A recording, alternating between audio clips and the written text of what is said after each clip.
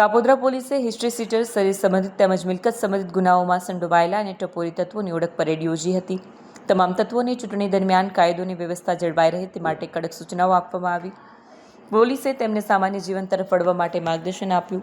Kapodra police દ્વારા આવા તત્વો પર સતત નજર રાખવામાં આવી રહી છે। સમાજના મુખ્ય પ્રવાહમાં પાછા લાવવા માટે જરૂરી સહાય પણ કરવામાં આવે છે।